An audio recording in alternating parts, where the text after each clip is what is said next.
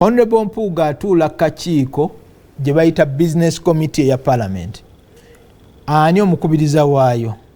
Omukubiriza w'olukiiko olwo olwaleero ye deputy speaker of parliament. Because Honorable Jacob Olanya abadde mulwadde ebbanga lyonna parliament webadde in session. Ensonga endala we batuula atuula ku commission, parliamentary commission. Parliamentary commission ani omukubiriza waayo? Deputy speaker. Atuula ku bukiiko bw'enjawulo obuli mu administration ya parliament. N'eri eggwanga Uganda. Honorable Mpuuga nga leader of opposition bw'ojja owulire nga omuntu yenna kuviira ddala ku president w'eggwanga ng'awa atandika recognizing Honorable Mpuuga nga ku level ya Ssaaba Minister, Prime Minister. Nga tukola etteeka lya Political Parties and Organizations Act, twafuna omukisa ogutambula amawanga ag'enjawulo. Mawanga ag'enjawulo nze ge natambula mu America. Mu America natambula amasaza kumpi 22. Nenva eyo nengende Ghana. Nenva Ghana nengende Nigeria. Nengende South Africa. Nengenda wano muliraano Kenya.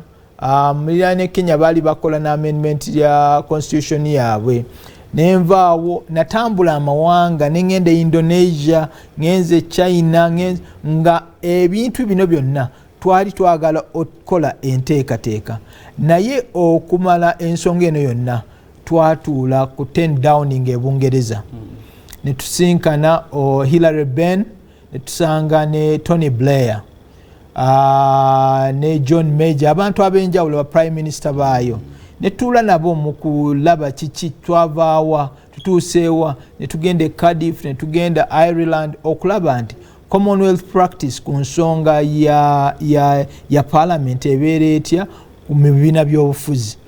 Nga ensonga ezikwata ku ggwanga toyinza kuzaawula mukoze ekikira byonna lino eggwanga lyaffe bannayuganda. Teririiko muntu ssekinnoomu nti akira nti eggwanga lirye.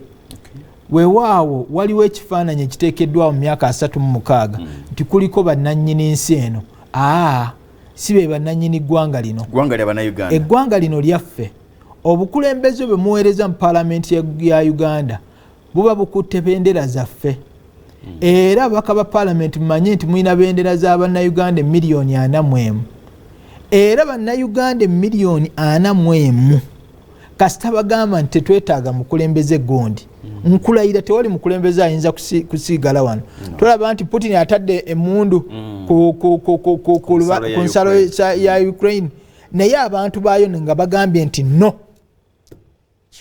Kikoma. Kakibe wano e Uganda mu bakulembeze mu abali mu parliament oba abasukkulumyeko. Njagala nkakase bannayuganda nga bagambye nga obuyinza bwabwe babwagala, baagala buzza mu mikono gyabwe. Nkukakasa bwotegerera nti neboba n'emundu ezikira meka toyinza kubateeka wansi.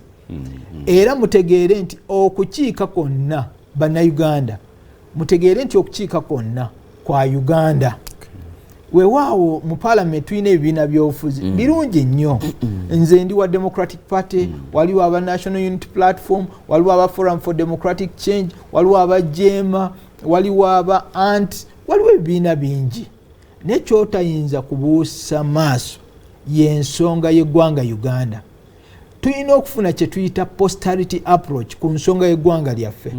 Eggwanga lyaffe kituufu lirinamu amayengo mangi. Lirinamu okusoomoozebwa kungi bye byandibadde ebigendererwa by'ababaka bammwe aba parliament. Era ffe twalina generation